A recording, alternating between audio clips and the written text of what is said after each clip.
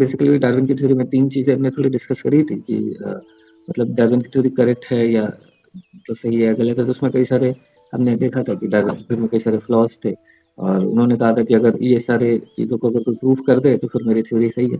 But समय के साथ-साथ हमने देखा कि जो भी 3 कंडीशंस उन्होंने मतलब ऐसे तो कई सारे कंडीशन थे, बट 3-4 जो मेन इम्पोर्टेंट कंडीशंस दिए थे, वो उस समय जो डेवलपमेंट था साइंस का, उसके हिसाब से वो तीनों चीज़ सैटिस्फाई हो गए थे। बट बाद में ग्रेजुअली जब आगे साइंटिस्ट लोगों ने और फर्दर जब उसको एक्सप्लोर करा, तो फिर पाया कि ये सारे जो कंडीशंस उस समय दिए थे, उन्होंने वो फुलफिल तो नहीं हो रहे, है ना? तो ऐसा करके फिर बाद में डार्विन की थ्योरी को उसको एक्सेप्ट तो जो बीच में कर लिया गया, तो उसको फिर हटा दिया गया। उसको फिर अभी साइंटिफिक वर्ल्ड में भी फिर उसको बहुत ज़्यादा तो उसको मतलब इम्पोर्टेंस नहीं देते हैं। बट हाँ, चूँकि हमारा मतलब भारत में भी हम उसको पढ़ रहे हैं, बट बाकी कंट्रीज़ में तो स्पेशली वेस्टर्न कंट्रीज़ वगैरह में तो अभी उसको सिलेबस से भी हटा दिया गया। ठीक है, तो उसी के रिगार्डिंग जो प्रभुपाद जी का डिसाइपल्स और श्रील प्रभुपाद के एक डिसाइपल हैं और प्रभुपाद जी उनका बीच का ये कन्वर्सेशन हम लोग अभी डिस्कस कर रहे हैं।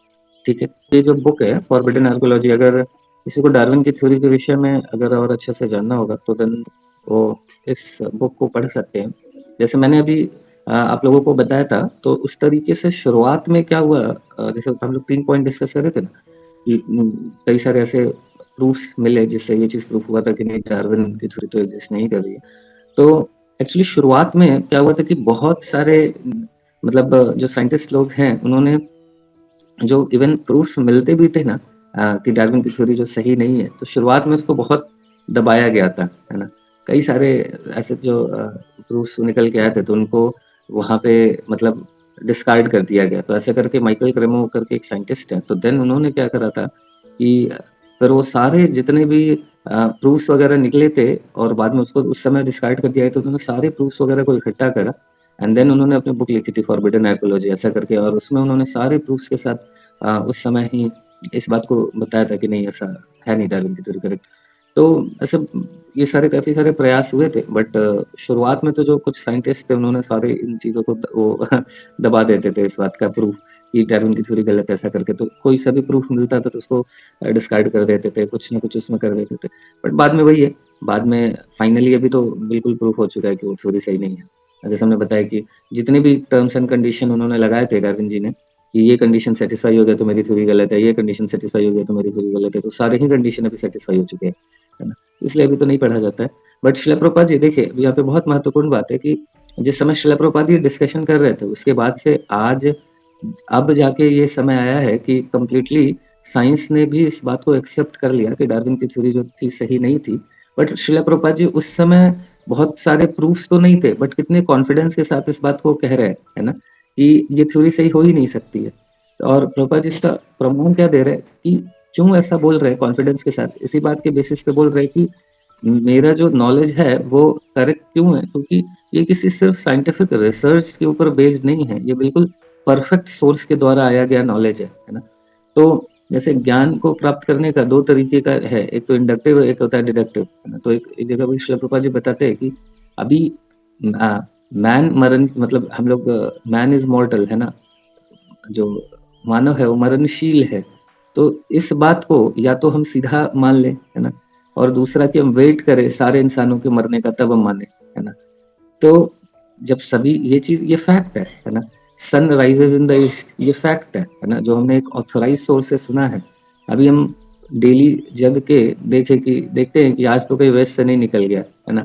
तो ये तो हम कभी भी कन्क्लूज़न तक पहुँच ही नहीं सकते, है ना? तो बहुत सारी चीज़ें एक्सेप्ट करते हैं ना, मतलब भगवान को छोड़ दीजिए, ओरिजिन ऑफ स्पीसीज छोड़ दीजिए, नॉर्मली भी हमारे जीवन में बहुत सारी चीज़ें एक्सेप्ट करते हैं, है ना? जो हमें ऑथेंटिक सोर्स से मिलता है कि मनुष्य का मतलब मनुष्य मरते हैं, सूर्य ईस्ट से निकलता है, तो एक्सेप्ट कर रहे हैं हम लोग। क्यों? क्योंकि एक ऑथेंटिक ऑथराइज़्ड सोर्स से मिला हुआ नॉलेज है ना? तो इसलिए प्रभु बता रहे कि हमें पिता के विषय में जानना है, तो 2 तरीका है, तो मदर से पूछो और दूसरा फिर जितने लोग हैं पृथ्वी पे, सारे लोगों का डीएनए को साथ टेस्ट करो, तो कई हज़ारों साल के बाद हमें अ, कुछ 10-12 लोग मिलेंगे जिसमें से कोई हमारे पिता हो सकते हैं, है ना? तो एक तो ये तरीका है और दूसरा क्या है कि सिंपली क्या करो, कि सिंपली आप जाके अपना मतलब मदर है उनसे पूछ लो, है ना? तो उसी तरीके से जो भगवान पिता है और शास्त्रों को मदर बताया गया है ना? तो अगर भगवान के विषय में जानना है तो हम फिर किसी हमें साइंटिस्ट की आवश्यकता नहीं है, क्योंकि जैसे श्रील प्रभुपाद जी बता रहे कि डॉक्टर फ्रॉग क्या थे? डॉक्टर फ्रॉग की स्टोरी हमने कई बार डिस्कस करी है कि डॉक्टर फ्रॉग एक मेढक के कुएँ थे, सॉरी, एक कुएँ के मेढक थे। तो उन जब एक व्यक्ति एक यंग व्यक्ति आता है, वो प्रशांत महासागर से आता है ना? तो पूछते हैं कि आप ये प्रशांत महासागर कहाँ है? तो बताते हैं कि बहुत बड़ा समुद्र है।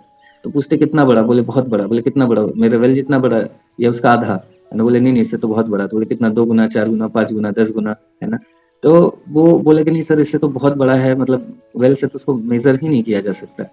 तो जब ये सारी चीज़ें सुनते हैं तो वो डॉक्टर फ्रॉग बोलते हैं कि नहीं, नहीं, ऐसा हो ही नहीं सकता है। एक काम करो, तुमको अगर सच में प्रूफ करना है अपने अटलांटिक ओशन को, तो आप क्या करो, आपके अटलांटिक ओशन या जो भी प्रशांत महासागर, आप उसको क्या करो, आप उसको अ, आप लेके आओ कहाँ पे, मेरे वेल में, है ना? तो चाहे आपका पैसिफिक ओशन है, अटलांटिक ओशन है, आप उसको लाओ मेरे वेल में, है ना?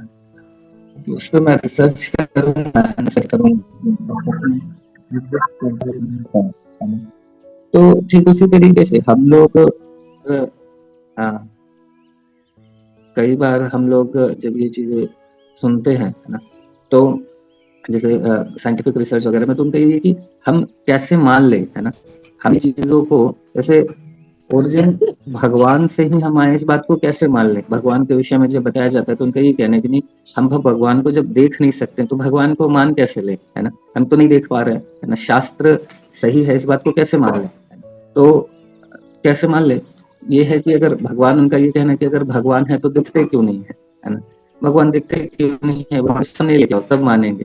बट ऐसी बहुत सारी चीज़ें हैं जो हमें नहीं दिखती है फिर भी मानते हैं। जैसे हमारा दिमाग, हम देख नहीं सकते फिर भी हम मानते हैं कि हाँ, हमारे पास दिमाग है ना? और जैसे अभी हम से बहुत सारे लोगों ने इवन गांधी जी को भी नहीं देखा होगा, फिर भी मानते हैं, है ना? कि हाँ, गांधी जी एग्जिस्ट करते हैं। कई सारे लोग अभी नहीं गए होंगे, है ना? अगर मान लीजिए कि अगर नॉर्वे, बहुत सारे लोग नहीं गए, फिर भी मानते हैं कि नॉर्वे करके कोई कंट्री है ना? क्योंकि कई लोग देखते हैं वहाँ से आए हुए हैं, हमें मिलते हैं भारत में भी, तो मानते हैं, है कि नहीं? फिर और कई सारी ऐसी चीज़ें जिसको हम देखते हैं स्टिल नहीं मानते हैं, है ना? जैसे हम जब ट्रेन की पटरियाँ देखते हैं, अगर देखें तो लगता है कि जाके मिल रहा है ना? या पानी, मतलब ग्लास ऑफ वाटर में अगर हम लोग एक शीशे के ग्लास में अगर पानी रखें और उसमें एक पाइप डालें तो लगता है कि ये पाइप वहाँ से ना थोड़ा टेढ़ा हो रहा है कि नहीं? या फिर मिराज, तो ये सारी ऐसी चीज़ें जो हमें दिखती है, तो हम बट फिर भी नहीं मानते, पता है कि ये गलत है। तो ऐसी बहुत सारी चीज़ें हैं जो हम देखते नहीं हैं, फिर भी उसको मानते हैं, और बहुत सारी ऐसी चीज़ें हैं जो हम देख के भी नहीं मानते, है ना? तो सिर्फ़ अपने सेंसेस के ऊपर भरोसा करना तो भी सही नहीं है। क्यों? क्योंकि जैसे हमारे यही शास्त्र बताते हैं कि हमारी इंद्रियाँ तो इम्परफेक्ट है ना? इम्परफेक्ट होने के कारण हम क्या करते हैं, गलतियाँ करते हैं। गलतियाँ करने पे एक इम्परफेक्ट इंद्रियाँ, उसके कारण क्या होते हैं, भ्रमित होते हैं, है ना? जैसे विजुअल रेंज में देख सकते हैं, ऑडिबल रेंज में सुन सकते हैं। तो भ्रमित होने के कारण हम क्या करते हैं, गलतियाँ करते हैं, और गलतियाँ करते हैं तो उसको छुपाने की भी कोशिश करते हैं, है ना? तो एरर इज़ ह्यूमन। तो इस तरीके से अगर हम सिर्फ़ इस बात पे ही अड़े रहें कि नहीं, हम सिर्फ़ अपने सेंसेस के माध्यम से जो मानेंगे, उस मतलब जो जिसको परसीव कर पाएँगे, तो उसी को देखेंगे, तो हम कभी भी सत्य को तो जान ही नहीं पाएँगे। क्योंकि हम कभी भी विज़ुअल, हमारे सारे तो सेंसेस लिमिटेड है ना। हम ऑडिबल रेंज में सुन सकते हैं, विजुअल रेंज में देख सकते हैं, बट उसके आगे पीछे भी बहुत सारी चीज़ें जो हम ना देख सकते हैं, ना सुन सकते हैं। तो उसको कैसे जानेंगे, है ना? तो साइंटिस्ट लोग फिर बोलते हैं कि नहीं, नहीं, उसके लिए मशीन डेवलप करेंगे, मशीन से उसको जानेंगे, है ना? हम टेलीस्कोप डेवलप करेंगे, माइक्रोस्कोप डेवलप करेंगे। लेकिन समस्या क्या है कि ये टेलीस्कोप और माइक्रोस्कोप की भी जो बात कर रहे हैं, उसको भी तो बनाया हमने इन्हीं इम्परफेक्ट सेंसेस के माध्यम से ही है। और दूसरी बात की, जब ये बनने के बाद भी फाइनली जो हम, जैसे हमने टेलीस्कोप भी बना लिया, ये तो टेलीस्कोप बना हमारी अपूर्ण इंद्रियों के साथ, और ये टेलीस्कोप का यूज करके हम अपने देख तो इन्हीं आंखों से रहे हैं ना। अगर तो ये इम्परफेक्ट तो हमेशा ही रहने वाला है। तो इस पे अगर हम बिलीव करें तो हम कभी भी सत्य को तो नहीं पहुंच पाएंगे, है ना? तो फिर हमें क्या है कि हमें ऑथेंटिक सोर्सेस से जानना पड़ेगा, है ना? शब्द प्रमाण जिसको बोलते हैं, है ना? तो जैसे बताते हैं कि 3 तरह से चीज़ों को जाना जा सकता है। एक तो प्रत्यक्ष प्रमाण, जो अपने सेंसेस के थ्रू देखे उसी को माने, है ना? दूसरा अनुमान प्रमाण, एंड तीसरा शब्द प्रमाण। तो अपने सेंसेस का तो लिमिटेशन है। दूसरा अनुमान प्रमाण की बात करें तो अनुमान प्रमाण भी बहुत सारे इफ एंड बट है, अनुमान प्रमाण में बहुत सारे इफ एंड बट है। अगर देखा जाए तो जैसे कहीं घर से जोर-जोर से आवाज़ें आ रही है, तो कई सारी चीज़ें हो सकती है। हो सकता है कि सच में मारपीट चल रहा हो घर के अंदर, या हो सकता है कि कहीं पे कोई ड्रामा का प्रैक्टिस हो रहा हो या कोई मूवी चल रहा हो। तो हम अनुमान प्रमाण से भी परफेक्ट नॉलेज तक तो नहीं पहुँच सकते, है ना? जस्ट गेस वर्क से। जैसे डार्विन का थ्योरी क्या है, अनुमान प्रमाण है। उन्होंने खुद ही बोला कि ये मेरा क्या है कि ये मैंने गेस कर रहा हूँ मैं ऐसा करके। तो वो उनका लेटर भी जो है वो आज ही मैं शेयर करता हूँ ग्रुप में। ऐसा करके उन्होंने खुद ही बोला है कि ये सारा मेरा जो है मेरा मन का खुरापात है ये, है ना? मतलब कोई ऐसा बहुत बड़ा प्रूफ तो नहीं मिला, बट जस्ट मेरा गेस वर्क है ये। ऐसा करके खुद ही बोल रहे हैं और हम उनके गेस वर्क को एक्सेप्ट कर लेते हैं, है ना? तो तो ये या तो मनमान प्रमाण करे, प्रत्यक्ष प्रमाण करे, बट इससे कभी भी परफेक्ट नॉलेज नहीं आएगा। परफेक्ट नॉलेज लेना है तो कैसे लेना होगा? ऑथोराइज सोर्स से, है ना? जो भगवान के ऑथोराइज पर्सन है ना? वो उनके सेंसेस सारे इन 4 अपूर्णताओं से ऊपर है और भगवान ने शास्त्रों के माध्यम से वो नॉलेज दिया है। इन शास्त्रों के माध्यम से एक्सेप्ट कर सकते हैं। और रही बात की शास्त्रों की ऑथेंटिसिटी के विषय में अगर बात करें, तो जितनी भी चीजें हमने आज तक प्रूफ करी है शास्त्रों को, जितना भी करा है वो सारा करके निकला है ना? तो बाकी जो हम नहीं चेक कर पा रहे उसको भी एक्सेप्ट करना चाहिए, है ना? जैसे कहते हैं ना कि accepting intelligence of an intelligent person is also sign of intelligence, है ना? तो उसी तरीके से हम भले नहीं भी उन चीजों को जिनको हम नहीं वेरीफाई कर पा रहे हैं उनको हम एक्सेप्ट करें, इस बेसिस पे कि जिनको वेरीफाई करा है वो करेक्ट निकला है ना? तो चाहे हम लोग लास्ट टाइम भी इस बात को डिस्कस कर रहे थे कि चाहे हम संस्कृत लैंग्वेज की बात करें, योगा की बात करें, है ना? और चाहे कई सारे मेडिकल चीजों के विषय में बात करें, सर्जरी है, बहुत सारी चीजें हैं जो हमारे शास्त्रों में ऑलरेडी लिखी गई थी, है ना? धीरे धीरे धीरे, है ना? हमारे शास्त्र पृथ्वी गोल है ना? भूगोल, है ना? तो ऐसे अनेकों अनेकों चीजें हैं जो कि हम धीरे धीरे धीरे अभी एक्सेप्ट कर रहे हैं, है ना? तो सबसे इम्पोर्टेंट है माँ के गर्भ का में जो बच्चा है वो भी डे 1 से 9 मंथ तक क्या क्या होता है वो सारा कुछ शास्त्रों में लिखा हुआ है ना? तो हम भले उसको ये कहते कि नहीं हम इतने साल के बाद जैसे अलग अलग कंट्री का अलग अलग कानून है कि आत्मा मतलब कि कब कब किसी को बच्चे को मारने पे वो लोग अलग अलग कंट्री में अलग अलग कानून है, इतने साल के बाद उसको सही मानते हैं, मतलब इतने साल से इतने सॉरी इतने महीने से पहले मार दिया आपने तो ठीक है, ऐसा अलग अलग कंट्री का कानून है, बट शास्त्र कहते हैं कि नहीं तो डे 1 से आ गया, है ना? डे 1 से मारना, तो ऐसा करके ये शास्त्र हमारे बता रहे हैं। तो हम तो हमने जितना भी जैसे देखा कि चौथे महीने में ये डेवलपमेंट हुआ, 5वें महीने में ये डेवलपमेंट हुआ, पहले महीने में ये डेवलपमेंट हुआ, तो ये सारा चीज जब हमने शास्त्रों को जब वेरीफाई करा तो हर चीज प्रूफ हो गया। तो अगर हर चीज प्रूफ हो रहा है तो आत्मा डे 1 में आती है, ये चीज का प्रूफ नहीं कभी भी नहीं, साइंस इतना डेवलप तो नहीं हो सकता कि वो आत्मा को देखे, है ना? तो जब नहीं देख सकता है तो उसको क्या कर सकते हैं, बट हाँ आत्मा के इफेक्ट को देखा जा सकता है कि वही शरीर में अचानक से क्या मिस हो जाता है, जो भी शरीर काम करना बंद कर देता है ना? तो क्या है ऐसा जो मिस हो गया, है ना? तो इसके पास साइंस के पास इसका आंसर नहीं है। बोलते हैं कि absence of life is death and absence of death is life, है ना? बट क्या मिस हो रहा है तो भगवान बताते हैं, तो भगवान है मतलब वो आत्मा है, शास्त्र बताते हैं, हमारे भगवत गीता बताती है ना? वो आत्मा है ना? जो कि शरीर को संचालित कर रही है। तो हम या तो वही है कि जब अगर बाकी सारी चीजें जब करेक्ट प्रूफ हो रही है तो हम फिर शास्त्रों को फिर एक्सेप्ट कर लेते हैं, शास्त्र में बताया जा रहा है उसको भी एक्सेप्ट करें। तो ये बहुत इम्पोर्टेंट और मतलब हम अगर अपना चाहते हैं ऑथराइज सोर्स को वो समझना तभी हम रियल नॉलेज तक पहुंच पाएंगे, अदरवाइज जस्ट गेस वर्क करके तो हम रियल नॉलेज तक नहीं पहुंच सकते। ठीक है, तो किसी का कुछ प्रश्न है तो पूछ सकते हैं, अदरवाइज हम यहाँ पे रुकेंगे। हरे कृष्णा।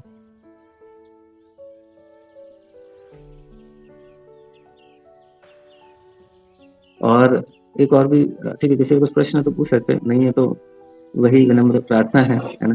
कि हम लोग साल में 2 बार जरूर रिक्वेस्ट करते हैं, एक जन्माष्टमी के टाइम पे, है ना? कि आप हेल्प करिए, और दूसरा बुक डिस्ट्रीब्यूशन। तो बुक डिस्ट्रीब्यूशन सबसे महत्वपूर्ण है ना? जो हम लोग साल में 2 बार ऐसा सभी भक्तों के चरणों में प्रार्थना करते हैं कि रियली इन दोनों समय हमें हेल्प चाहिए। तो मतलब इन दोनों बाकी समय भी आप लोग हेल्प करते हैं अलग अलग चीजों से, बट ये दो बड़ा बहुत महत्वपूर्ण है। और तो जो भगवत गीता मैराथन चल रहा है तो उसमें सभी लोग अपने अपने सपोर्ट करने का प्रयास करिए जिस तरीके से भी कर सकते हैं।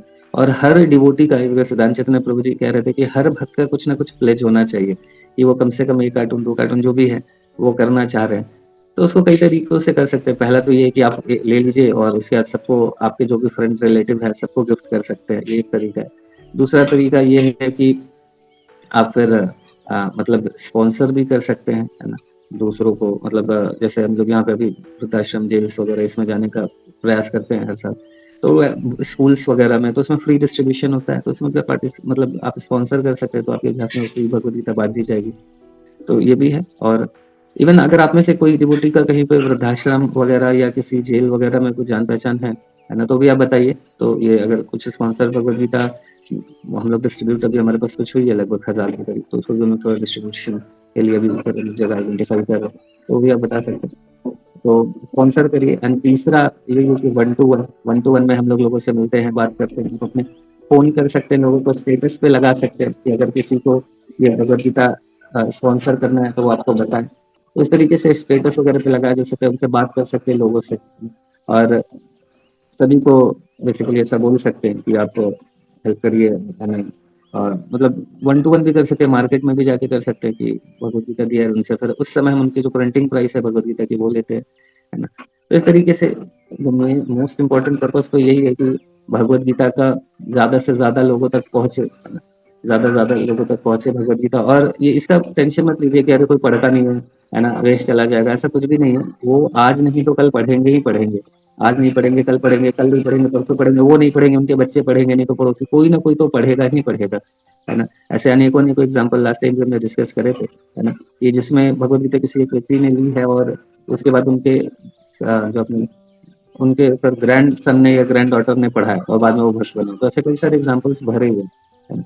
और हम सभी को भी कहीं ना कहीं वो भगवद गीता, मैं कई बार मैंने कई सेशंस में पूछा है कि आप में से कितने लोग भक्ति में कनेक्ट होने के पहले आपके जीवन में भगवद गीता प्रभुपाद जी की आई थी, आपने कभी ली हो, परचेज की हो, या आपके घर पे हो, है ना। तो ऐसा जब भी मैंने जितने लोगों से पूछा है ना, मोस्टली लोगों ने मतलब जो सेशन में 90 तक लोग वो हैंड रेज करते हैं कि हाँ हमारे भगवद गीता ही, फिर उसके साल भर के अंदर हमारे अंदर वो इंस्पिरेशन आया कि हमें भगवान को समझना है, भक्ति करनी है, और हम लोग इस तरह से क्लासेस से कनेक्ट हुए। मोस्टली लोग हैं, है ना। लास्ट टाइम अदिति माता जी ने भी अपना रियलाइजेशन शेयर कर रहे थे कि ऐसे कोविड के टाइम में बैठे थे, अचानक अभी दरवाजा खटखटाया, सामने भगवद गीता लेके खड़े थे, फिर हमने पढ़ना उसके बाद शुरू किया, फिर अंदर से इच्छा डेवलप हुई। उसके पहले तो बहुत ऐसी इच्छा तो नहीं थी, बट अंदर इच्छा डेवलप हुई और फिर जाके ये भक्ति में। तो ऐसे मतलब मोस्टली लोग ऐसे ही है कि जो भगवद गीता कई लोगों ने पढ़ा, कई नहीं भी पढ़े, घर पे रख दिए, या उनको भगवत डिवोटीज देखते हुए भगवद गीता डिस्ट्रीब्यूट करते हुए उनके प्रति अप्रिसिएशन ही डेवलप हुआ, तो उसका भी रिजल्ट हुआ कि उनको फिर आगे चल के ऐसा भक्ति से कनेक्ट होने का मौका मिल रहा है। तो बहुत इंपॉर्टेंट है ये डिस्ट्रीब्यूशन। तो सभी लोगों के पास कुछ ना कुछ प्लेज होना चाहिए। जो तीन तरीका हमने डिस्कस करा, ये तीन तरीका में से जिस तरीके से भी डिस्ट्रीब्यूशन करे करे, लेकिन हम सभी के पास कुछ ना कुछ टारगेट होने चाहिए, क्योंकि टारगेट नहीं होंगे ना तो फिर पता चलेगा कि हम फिर अगेन वही है ना कि हम फिर मन किया तो करेंगे, नहीं मन किया तो नहीं करेंगे। तो कुछ टारगेट होएगा तभी हम उसके हिसाब से कार्य करेंगे। कई बार लगता है ना कि अरे यहाँ भी मटेरियल वर्ल्ड जैसा टारगेट दिया जाता है, ऑफिस का टारगेट तो हम पूरा कर नहीं पा रहे हैं, भक्ति का भी टारगेट आ गया है कि नहीं। तो क्या है कि हम थोड़ा आलसी प्रवृत्ति के इंसान हैं। भौतिक जगत में भी काम हम क्यों करते हैं, क्योंकि वहां भी टारगेट है। तो हम अगर शुद्ध भक्त होते तो हमें टारगेट देने की आवश्यकता नहीं पड़ती, है ना। लेकिन प्रॉब्लम क्या है कि हम बद्ध जीवात्मा है, टारगेट की आदत हो गई है ना, टारगेट के बेसिस पे काम करने के लिए। तो हम जब एक बार एक डिसीजन ले लेते हैं कि अच्छा ठीक है चलो हमने 51 करना है इस बार 2 महीने के अंदर, या मतलब इवन लेके आप अगर आप कार्टून लेके रख लीजिए, फिर उसको अगले 6 महीने 8 महीने तक भी करते रहिए, उसमें तो कोई दिक्कत नहीं है, बट शुरू तो कर दीजिए ऐसा। तो हम जब टारगेट लेते हैं तो फिर अपने आप प्लानिंग करते हैं कि कैसे करें कैसे करें। जैसे रथांग प्रभु है ना, धमेश्वर हस्बैंड, में से कई लोग जानते होंगे, तो ऐसे 3-4 साल पहले उनको भी ऐसे ही बोला था कि टारगेट जब दे रहे थे तो बहुत ये कह रहे नहीं नहीं हो पाएगा, ऐसा कैसे हो पाएगा, ऐसा करके। बट उनको फिर टारगेट बोला कुछ लेने के लिए, तो उन्होंने मतलब ऐसे ही 100-200 लिया था, बट फिर उनको लगा कि अरे 100-200 कैसे हो सकता है, तो संभव ही नहीं है। फिर उन्होंने फिर क्या करा कि फिर कॉलिंग में उसने कुछ कुछ कॉन्टेक्ट्स को कॉल करना शुरू किया, तो उस साल उन्होंने 600 भगवत गीता डिस्ट्रीब्यूट कर दी थी, है ना। तो उसके पहले उसके उससे जस्ट पिछले साल उन्होंने बस 2-3 करी थी, क्योंकि लेकिन जब टारगेट लेके करने का प्रयास किया तो अपने दिमाग चलने लगता है, अच्छा अभी तो मेरा इतना टारगेट अब करना है, कैसे करे, तो अच्छा कॉन्टेक्ट में किसको कॉल करे, स्टेटस पे लगाए, क्या करे क्या नहीं करे, तो वैसा है ना। तो इसलिए कुछ टारगेट रखे तो अच्छा रहेगा, ठीक है। तो लास्ट टाइम हमारा जो सिद्धांत गौतम प्रभु के जो काउंसलीज हैं, प्रभु जी के गाइडेंस में हम सभी लोगों का लास्ट ईयर हमने 10,000 भगवत गीता डिस्ट्रीब्यूशन करा था।